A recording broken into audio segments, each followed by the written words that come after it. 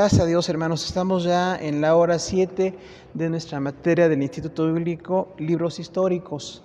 El tema hoy es el sacerdote Samuel y el rey Saúl.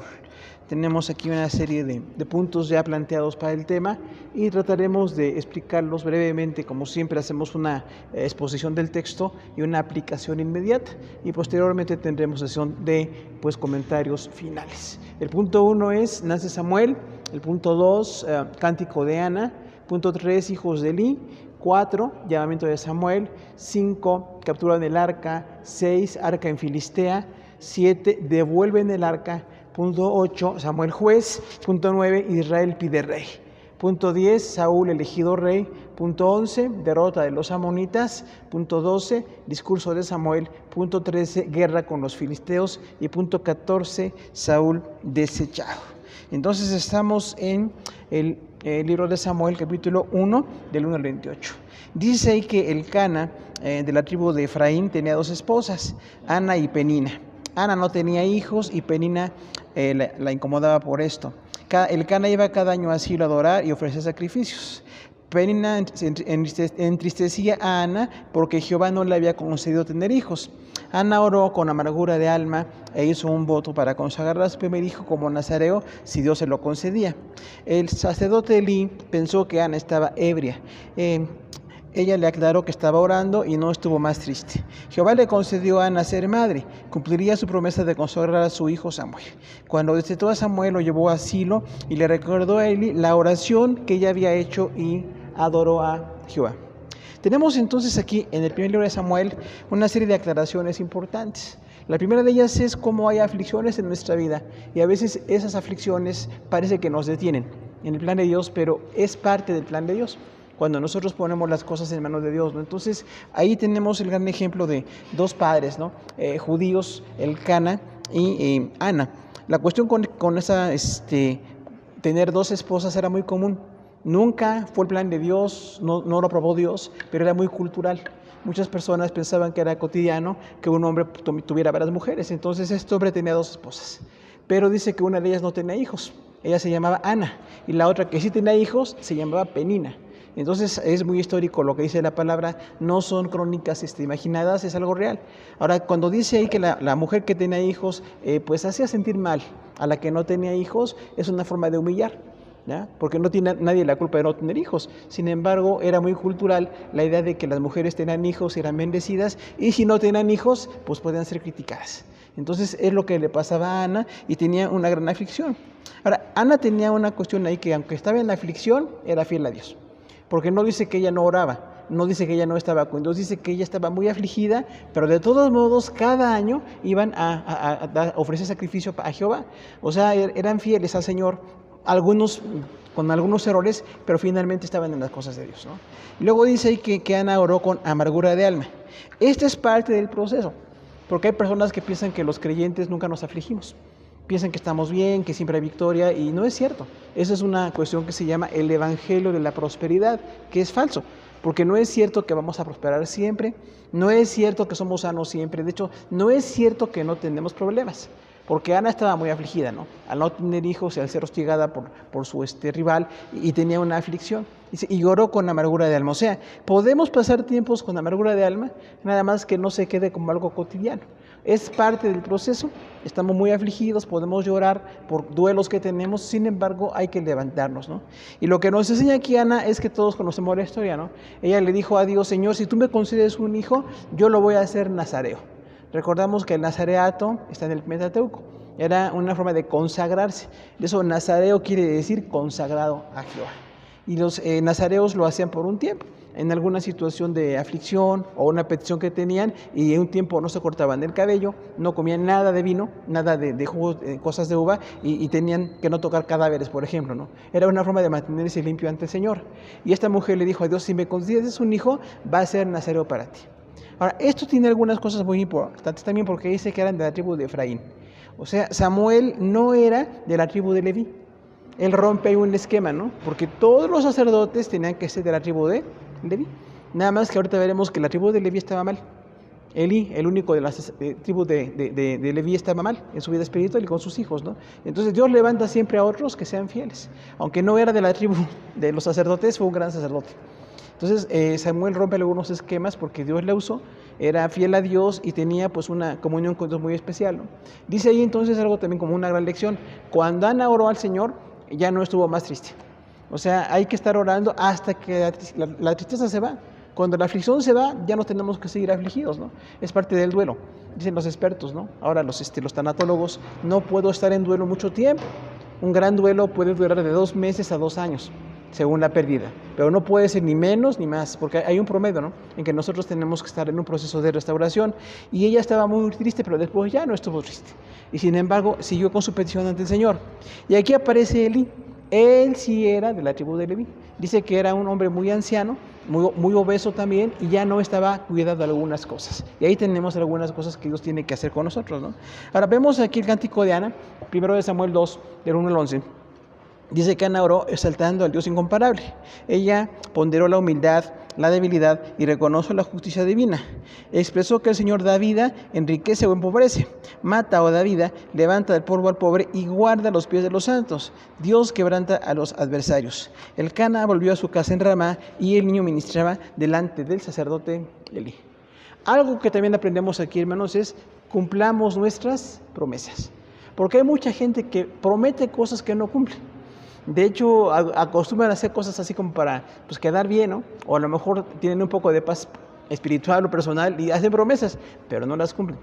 Y dice el Pentateuco también, mejor es que no prometas y no cumplas y no estés con una fallante del Señor, mejor no prometas. Pero si prometes, tienes que cumplir.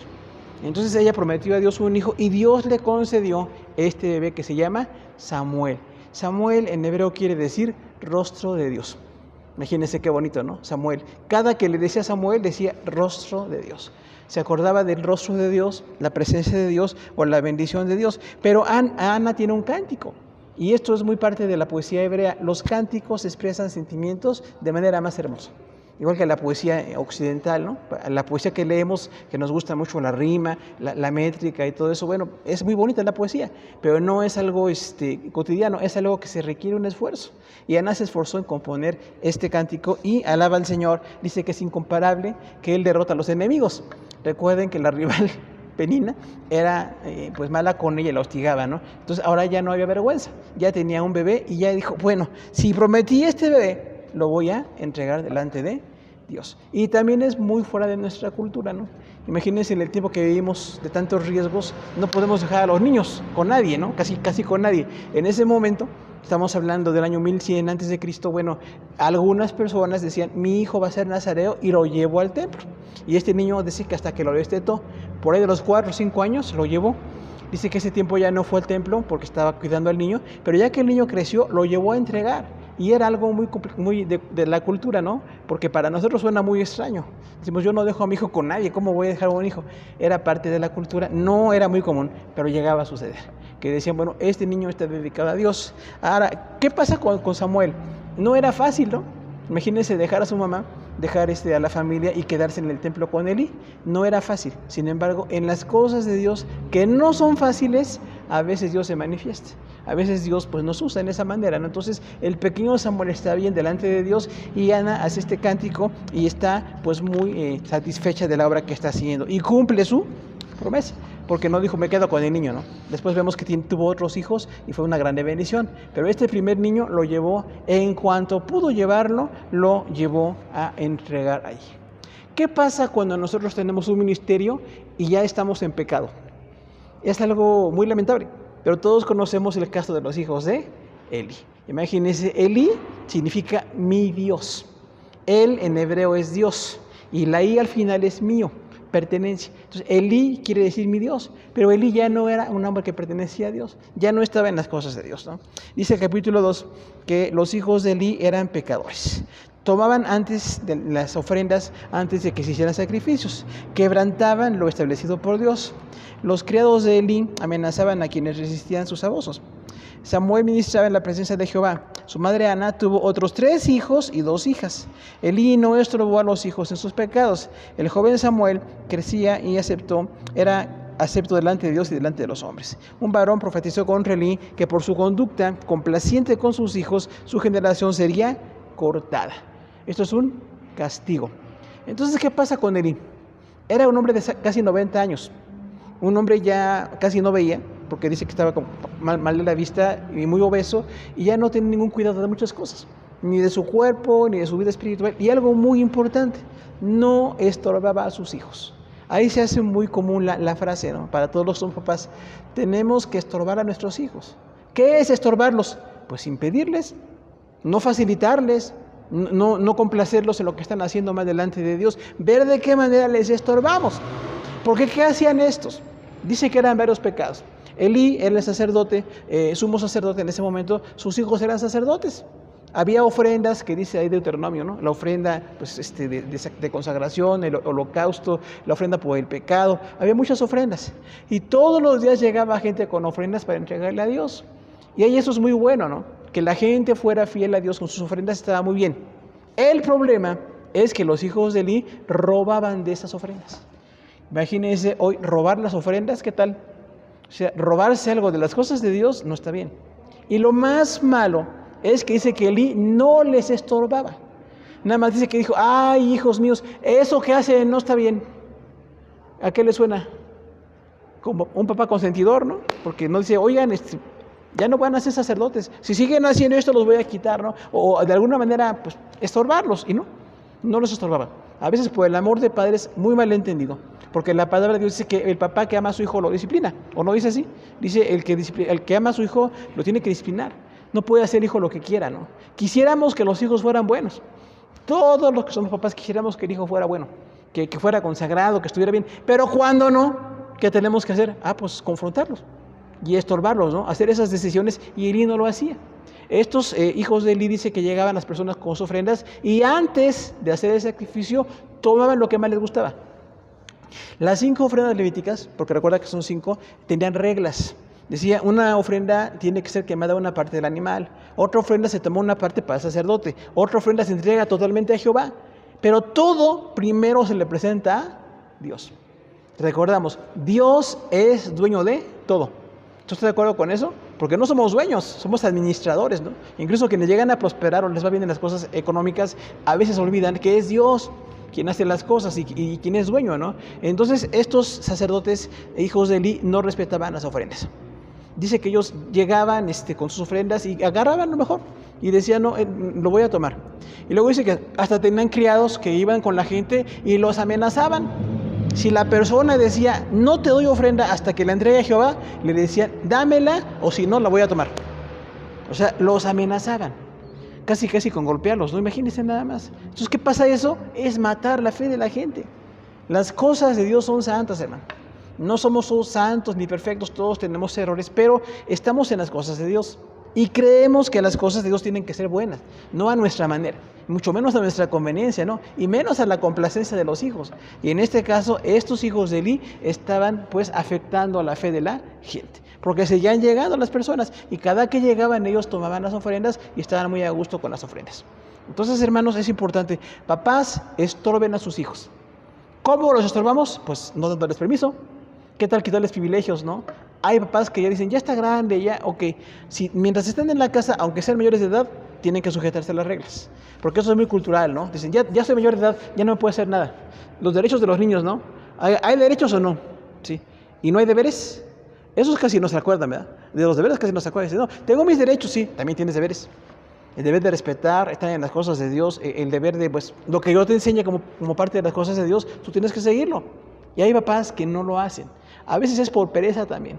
Papás que están muy cansados, que todo, hoy con las distancias que tenemos, no llegamos cansados en la noche, ya no hay ganas casi de hacer nada y ya no hacen nada con sus hijos. Entonces siempre es muy importante estorbarlos. ¿Qué están haciendo nuestros hijos mal?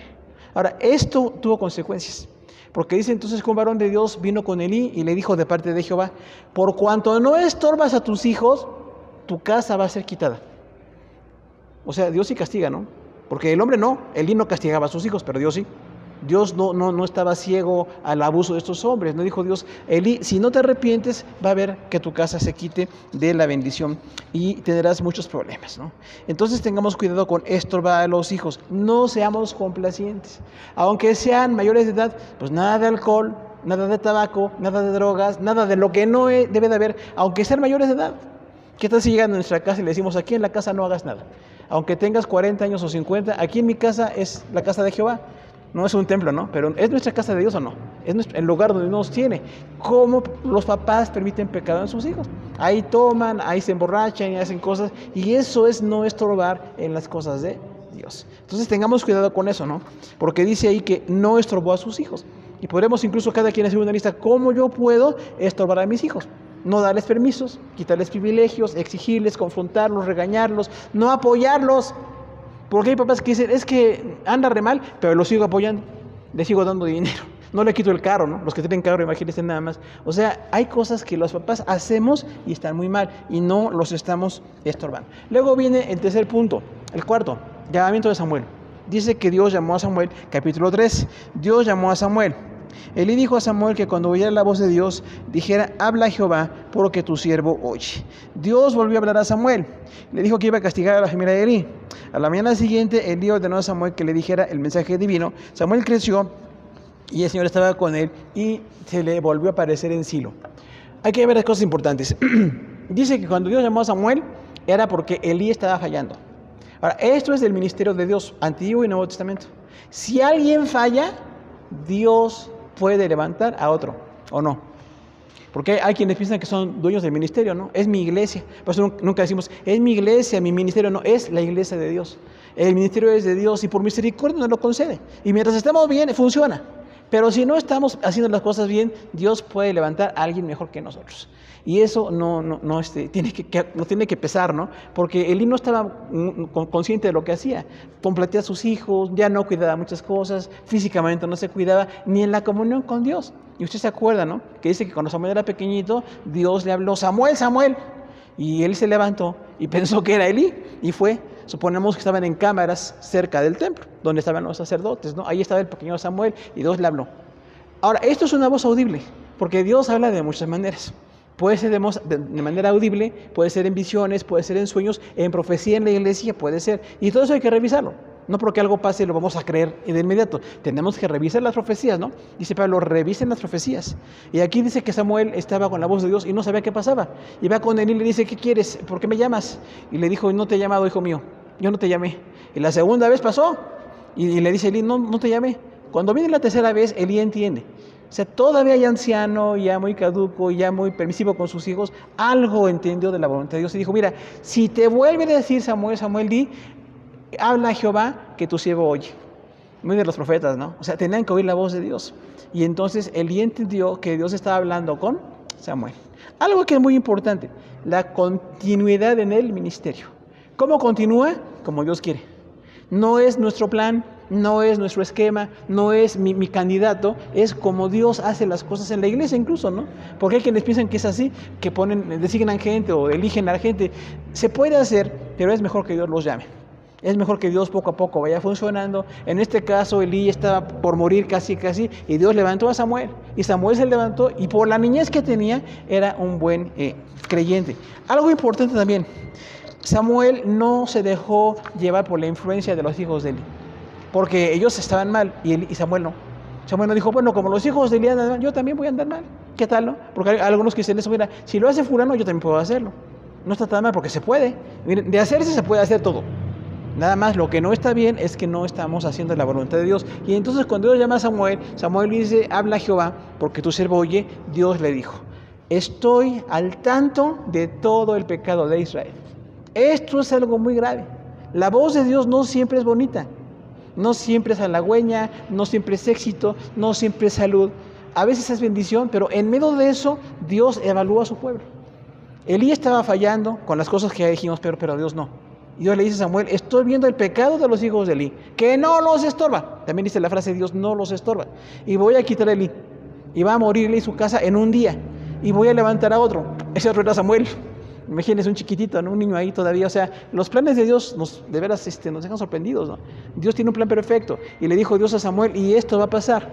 Ahora, cuando Samuel se fue a dormir, ya después del mensaje de Dios, dice que a la mañana siguiente Elí le dijo, habla lo que Dios te dijo. Dijo, que Jehová te añada, o sea, que Dios te castigue, quiere decir, ¿no? Que Jehová te castigue si no me dices la palabra que te dijo. Dice que Samuel dijo, bueno, está muy difícil, pero Dios dice esto. Dice que como no estorbas a tus hijos, te va a quitarle el sacerdocio a tus hijos también.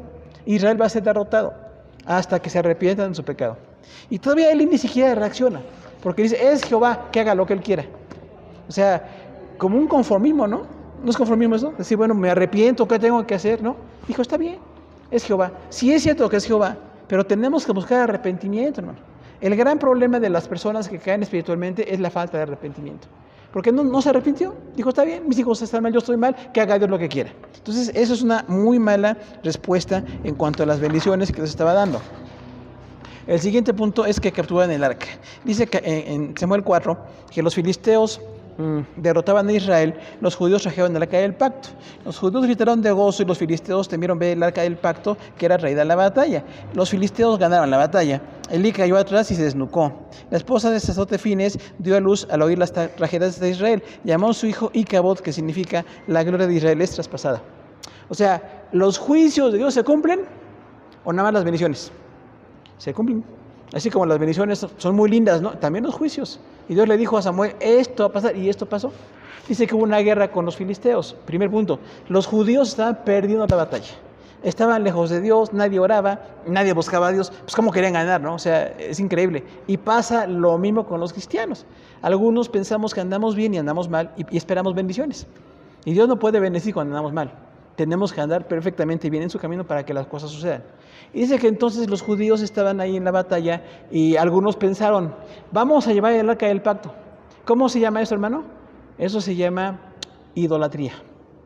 Porque no era el arca la presencia de Dios, representaba la presencia de Dios, pero es Dios diferente. Dios no estaba en el arca.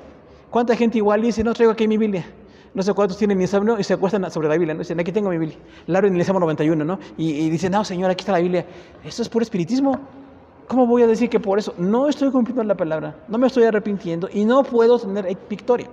Entonces dice ahí que vino una derrota para Israel. Lo grave es que los judíos vieron el arca y alabaron a Dios. Dijeron, aquí está el arca. O sea, ¿cuánta gente está así idólatra, no? Porque tengo la Biblia, porque fue a la iglesia, porque voy en Navidad, porque voy en Semana Santa, ya cumplí. ¿Está bien eso, hermano? Pues no. Sin embargo, mucha gente así lo ve. Piensa que por una ceremonia, una cosa ya sucedió. Aquí en la iglesia presentamos a muchos niños hace tiempo y la gente jamás regresa. O sea, qué bueno que presenten al niño. Pero la idea no es la pura ceremonia. La idea es cómo forman al niño, cómo le están dando las cosas de Dios. Y no hay ningún contacto con las cosas de Dios. Ya lo presenté. ¿Cuántos incluso ven el bautismo como salvación? Ya se bautizó, dice. ¿Y qué que se bautice? Es una ceremonia muy linda, pero no significa nada si no hay arrepentimiento. Y hay muchas personas que piensan, ya me bauticé, ya hice esto, ya cumplí. No cumplí. Si no estoy revisando las cosas delante del Señor, voy a fallar. Y aquí lo que pasa con el arca es que aunque estaba el arca ahí, fue tomada por los filisteos. Imagínense nada más, ¿no? Y dijeron, bueno, y fueron derrotados los judíos. Y se cumple la profecía de Dios. Dice que cuando Elí oyó la noticia de que Israel fue derrotado y el arca fue llevada, se fue hacia atrás. Estaba en una silla y se fue para atrás y se desnucó.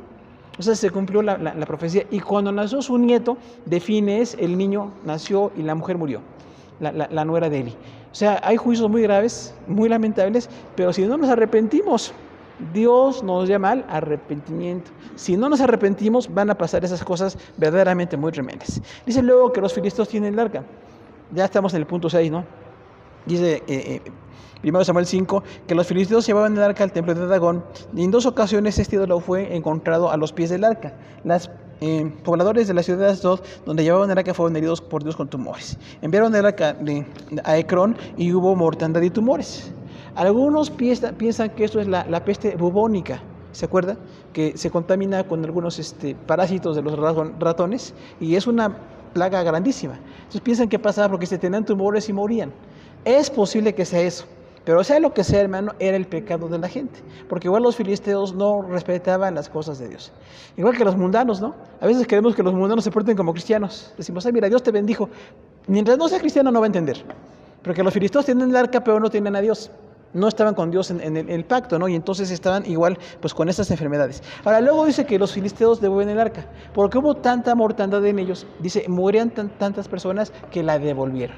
¿Qué pasa con esto? Tenían miedo porque estaban muriendo mucha gente. Y a veces parece increíble que el inconverso tenga más sensibilidad que el creyente, porque los que eran judíos no estaban sensibles a Dios. Nada más Samuel estaba bien con Dios. El pueblo judío no estaba fiel con Dios.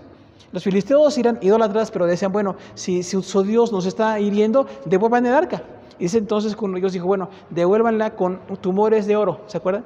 Que dice que tenían algunos tribus, dice que por cada rey filisteo manden un ratón de oro y manden un tumor, una forma de tumor de oro. Está muy raro, ¿no? Era una forma de ofrenda para Jehová, dice ahí, ¿no? Dice que entonces cuando vieron una vaca que llevaba con una carreta el arca de Jehová, iban llevándola allí. Dice, no sea que se vaya a caer el arca, que la lleven. Y los judíos, otra vez, idólatras, pensaban que por tener el arca ya estaban bendecidos. Y dice que algunos dios vieron el arca y murieron. Porque decía la ley de Dios, nadie puede ver el arca, solamente los sacerdotes. Nada más el sumo sacerdote, una vez al año, entra y da el sacrificio el día de la expiación, ¿se acuerdan? Que derraman sangre y decía, el arca no debe ser vista. O sea, es reverencia. Dios demanda reverencia y la gente no tiene reverencia.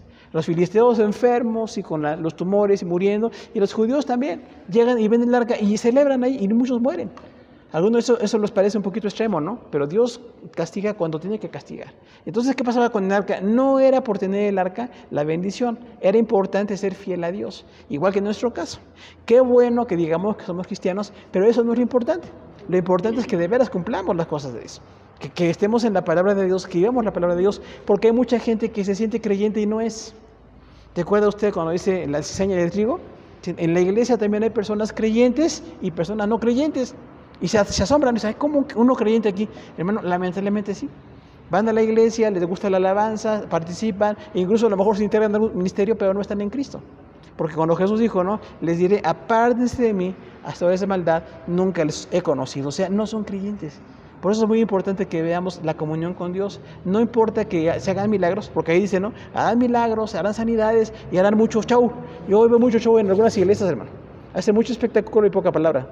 No está mal los milagros, está bien, pero no hay predicación, o no hay cambio de vida, ¿no? O personas que no predican ya a Cristo, hablan de prosperidad, hablan de cosas muy lindas, pero no es la palabra de Dios. Entonces ahí hay una gran falla, ¿no? Y esto también se llama idolatría en los creyentes el día de hoy. Tenemos ya el punto 8, Samuel como juez. Dice ahí, 1 Samuel 7, Samuel convocó a Israel para quitar los Baales. El profeta Samuel intercedió por Israel para la guerra con los filisteos. Israel derrotó a los filisteos. ¿Qué pasa cuando alguien está en la voluntad de Dios? Pues que Dios lo bendice a él y bendice a otros. Porque no nada más Samuel era bendecido, ¿no? Era muy jovencito cuando empezó a ser el sacerdote. Murió Elí, mueren los hijos de Elí, ya no hay familia levítica, y entonces este hombre de la tribu de Efraín es levantado como sacerdote. O sea, Dios rompe esquemas a veces, ¿no? Porque hay gente que se hace muy legalista. Los legalistas ponen reglas para todo. Tienes que tener esto y tienes que tener aquello, y primero cumple acá. No son reglas. Lo importante es estar con Dios en el corazón. Si tenemos a Dios en el corazón, funciona. Si no está Dios en el corazón, pues no funciona. Entonces tenemos ahí a Samuel como juez y empieza a servir delante de Dios. Dice que entonces cuando Samuel dijo, quiten los Baales, ¿qué eran los Baales? Ídolos, ¿se acuerdan? Baal en cananeo quiere decir Señor. Y entonces había muchos ídolos, igual que hoy. ¿Cuántos ídolos vemos alrededor, hermano? Pues muchos, ¿no? Mucha gente tiene ídolos por todos lados. Los hindúes, imagínense nada más, que hay más dioses que personas, ¿no? Y son millones allá. Y aquí que tenemos también un contexto de muchos ídolos, la gente piensa que por un ídolo está bien. No está bien. Tenemos que buscar a Dios para que las cosas funcionen, ¿no? Luego tenemos una situación ahí, punto 9, Israel pide rey. Samuel ministra al Señor, está bien con Dios, hay victorias ahí con los judíos, pero pasa que ellos quieren un rey. Dice ahí, 1 Samuel 8, los judíos argumentaron la vejez de Samuel y la infidelidad de los hijos de él para pedir un rey. Dios ordenó a Samuel que accediera a la petición del pueblo. Samuel advirtió a Israel que el rey tomaría de ellos siervos, pero insistió en su deseo de tener un rey. Aquí hay un problema con Samuel. No aprendió. Porque él enfrentó a Elí, que no estorbaba a sus hijos. ¿Y qué cree que hizo Samuel? Lo mismo. Porque ahí dice, ¿no?, que sus hijos robaban ofrendas e incluso dormían con mujeres, cometían fornicación afuera del templo. ¿Y qué hacía Samuel? Nada. Hermano, qué triste que no aprendamos las lecciones espirituales. Porque bueno, cuando era un chiquito y entendió Dios lo usó, estaba muy bien. Ahora él tiene también que estorbar a sus hijos. Por eso decimos, papás, tengan cuidado con sus hijos, los hijos muy consentidos, a los que todo se les permite. Ahora dicen que la generación de cristal, ¿no? La generación Z, ok, pueden decir lo que quieran, pero se les tiene que estorbar. Hijo, no está bien que hagas esto, no le faltes respeto a tu maestro, no dejes de ir a la escuela, no dejes de trabajar, hay que seguirlos instruyendo. Pero muchos papás tienen ya una pereza, pues, no sé, personal y ya no lo hacen. Y Samuel hizo exactamente lo mismo. Esto está muy mal, porque él estaba en las cosas de Dios, Dios lo usó mucho, pero no estorbaba a sus hijos. Entonces, hermano, algo muy importante. Yo creo que, como dice la palabra, el buen juez empieza por su casa. O sea, si es un juez que le ocupe por oficio juzgar personas y no juzga en su casa, imagínese, ¿no? O sea, como en tu casa no aplicas lo que dices. Si tú dices que Dios y que la santidad y que la justicia, en tu casa tiene que aplicarse. Con tus hijos, con tu esposo, tu esposa, en las cosas de Dios, ahí se tiene que aplicar. De otra manera fallamos mucho. Yo creo que todos tenemos el caso, ¿no? Llegamos a ver papás en el ministerio que fallaron en algo. Lamentablemente sí. Papás muy acertados, ¿no? Que estuvieron en las cosas de Dios, corregían a sus hijos, está bien. Igual papás en el ministerio, incluso de grandes iglesias, que no corrigen a sus hijos. A veces no decimos eso porque no es buen testimonio, pero pasa. Entonces es muy importante que aprendamos las lecciones de Dios. Y luego dice que Israel pidió un rey. Tenemos aquí la gran lección de que Samuel ya, igual como Elín, de 80 y tantos años, le dice a los judíos, queremos un rey. Ahora, dice Samuel, ustedes están rechazando a Dios, no a mí, porque Dios quería una teocracia, ¿se acuerda? La teocracia se cumple en el milenio. Finalmente el plan de Dios se va a cumplir. Jesús reinando en Israel va a ser cumplimiento de la profecía, pero en ese punto no se cumplía. Estaba más delante de Dios. Y dicen los judíos, ponnos un rey, porque tú eres viejo y tus hijos no están como tú en las cosas de Dios. Dos cosas reales, ¿no? Triste las dos. Ahora dice ahí que le dijo, queremos un rey. Y viene aquí entonces como una fascinación, porque dice, el rey hará nuestras guerras y nos va a hacer bien. Y les digo, Samuel, el rey les va a quitar hijas como recamadoras y hijos como soldados. Dije, no, que hagan nuestras guerras. O sea, la gente piensa a veces que la autoridad está para servirles. Está para servir, pero también va a demandar, ¿no? ¿Nos demandan impuestos o no? ¿Y hay que pagarlos o no?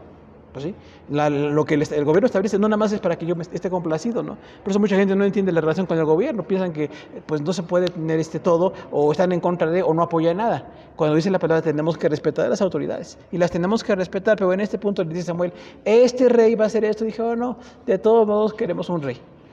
Y entonces Dios le dice a Samuel, no te rechazan a ti, me rechazan a mí. Y pasa que entonces empieza el pueblo ya no a hacer las cosas de Dios. Luego dice que Saúl es elegido rey, dice ahí en el capítulo 9, un hombre de la tribu de Benjamín, Saúl, era un hombre muy alto y buscaba asnas para su papá. Saúl fue a buscar a un varón de Dios que era Samuel para preguntar por los animales. Samuel recibió a su casa a Saúl. Esta es aceptación. El profeta Samuel ungió a Saúl como rey. El espíritu de Jehová vino sobre Saúl. Samuel se presentó con Saúl como rey. Algunos hombres no estuvieron de acuerdo. O sea, esto se llama la voluntad permisiva de Dios. Quiere decir que Dios permite cosas que no es su voluntad especial o directiva. Porque mucha gente dice, ¿cómo Dios permite esas cosas? No es la voluntad de Dios, pero la permite. La voluntad de Dios era que Samuel fuera sacerdote y que hubiera muchos sacerdotes fieles. Samuel no era tan fiel con sus hijos, ¿no? Y luego pidieron a Saúl y Dios les concede eso. Ahora dice que Saúl era un hombre muy alto. La altura ayuda, ¿no? Imagínense a un gobernante o militar, pues era buena la altura de él. Pero no dice que era fiel a las cosas de Dios. Dice que era de la tribu de Benjamín y entonces tiene ahí una situación con, pues, infidelidad. Vemos en Saúl algunas cosas de infidelidad. Perdón. Dice que él no era pues, cercano a las cosas de Dios. Dice que él va al varón de Jehová porque se le perdieron unas asnas, así dice, ¿no? Y su papá lo mandó y dijo, ve con el varón de Dios para que te diga dónde están las asnas. Imagínense un vidente diciéndole, ¿dónde están tus burritas, no? Pues no, para eso no estaba Samuel. Pero la gente piensa que sí, que estamos para no sé qué cosas, ¿no? Y usted tiene como siervo de Dios que hacer esto. O los hijos, los creyentes tienen que hacer aquello. No siempre. Pero dice que ahí cuando iba Saúl con Samuel, yo le dijo a Samuel, mañana viene a ti un hombre de la tribu de Benjamín. Lo vas a recibir y lo unges como rey. Pero no es perfecto. Es muy alto, es incluso muy guapo, pero no es perfecto. Y Samuel tiene una aceptación con esto. ¿Y esto qué quiere decir, hermanos? Que aceptemos a la siguiente generación. Porque hay personas que no están de acuerdo con el siguiente líder. El siguiente líder nunca va a ser igual que el que está ahorita. Porque somos diferentes todos, ¿no? Esperemos que sea mucho mejor en todos los que vienen después. Pero Samuel no tenía ese problema.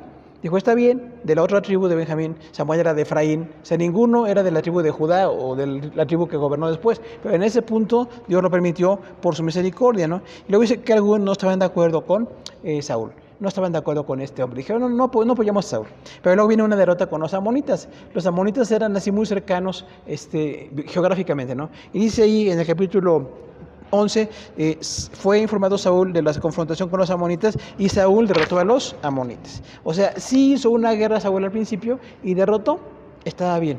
El gran problema con Saúl se llama la inconsistencia de carácter. Era inconstante, ¿no? Porque así como era fin en la guerra, a veces se apartaba de Dios.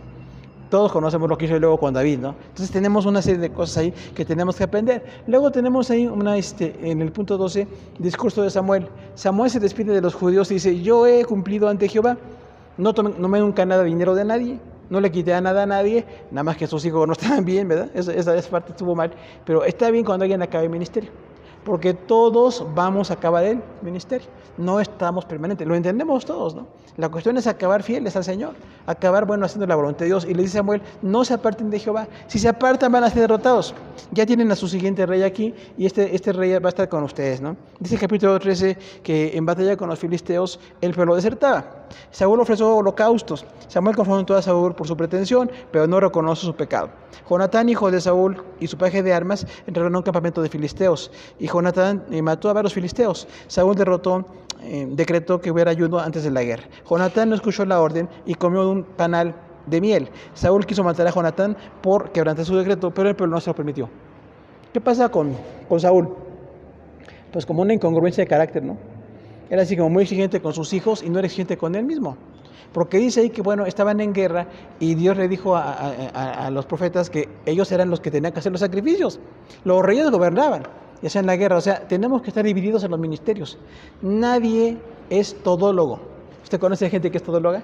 Que piensan que todo hacen ellos hacen todo. Reciben a la gente, ellos limpian, ellos hacen los mantenimientos, ellos predican, ellos tienen la alabanza, ellos tienen todo. Y hermano, esto es una gran falla, porque no es lo correcto delante de Dios. No podemos hacerlo todo. Y ahí dice que, Samuel le dijo, yo voy a ir a la batalla y me tienes que esperar. Nada más que Saúl no lo esperó. Él ofreció un sacrificio. ¿Qué es esto? Pues invadir un ministerio ajeno, porque el ministerio es de los sacerdotes.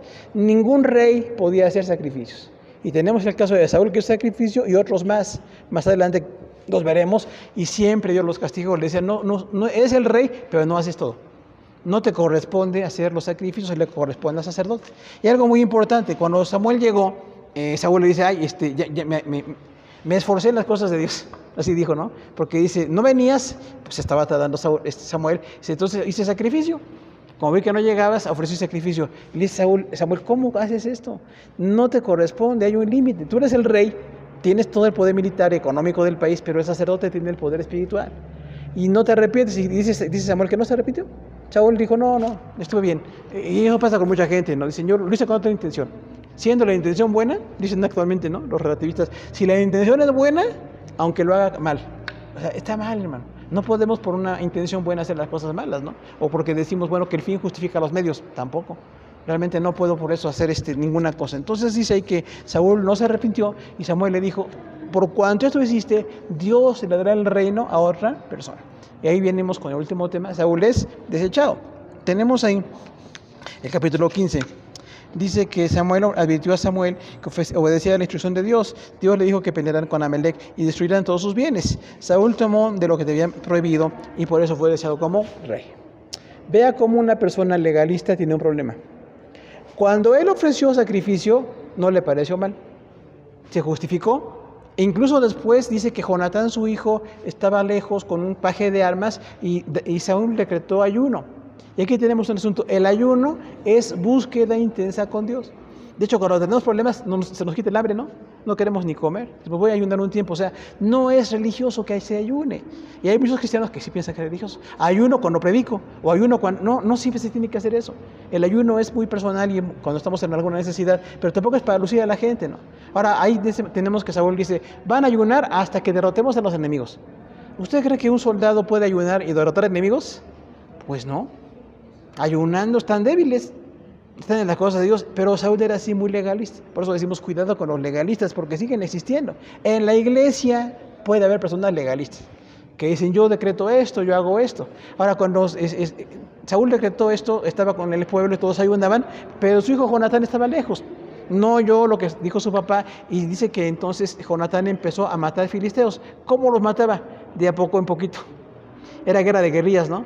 Porque dice que Jonatán los veía y le decían los filisteos, son 2 judíos, parecían débiles, pero Jonatán era un buen guerrero. Y dice que cuando subían, decían suban, mataban a los filisteos. Y luego esperaban un tiempo y seguían subiendo y mataban a más enemigos. O sea, era una victoria para Israel. Pero dice que bueno, cuando Saúl oyó aquello, se enojó. Dijo, ¿cómo te pudiste comer un panal de miel? Porque dice que comió miel con su paje, ¿no? O sea, el legalista quiere que todos sean igual que él. Lo quiere hostigar, lo quiere maltratar. Y dice que incluso quería que se muriera Jonatán. Dice, por cuanto no respetaste el decreto de tu rey, y es su hijo, dice, entonces vas a ser asesinado. Porque yo dije, el que coma algo, lo van a matar. O sea, la gente legalista pone reglas muy ilógicas. Aparte de esto, pues no era práctico, porque Jonatán escuchó aquello y estaba tomando la victoria. Pero aquí dice que el pueblo le dijo a Saúl, no vas a matar a Jonatán, aunque seas el rey, porque no es justo que tú decretes cosas tan exigentes. Y eso es que hay que hacer con los legalistas, irles quitando la idea de lo exagerado. Y dice que entonces después Saúl fue desechado, porque dice que no se arrepintió delante de Dios, y le dijo Samuel, si no te arrepientes, Dios va a poner a uno mejor que tú. ¿Qué tal, Imagínense nada más. Y Saúl tenía algunas habilidades, era militar, era muy alto, entendemos que era fuerte, pero eso no bastaba si no había fidelidad. Entonces, muy importante que tengamos fidelidad en las cosas de Dios. Y cuando Saúl fue desechado, nos dará una gran lección de que realmente tenemos que aprender a no quitarnos de las cosas de Dios porque tenemos una situación pues de inmoralidad o no estamos bien en las cosas de Dios. Pues hermanos, terminamos la lección. Muchas gracias a todos por su atención.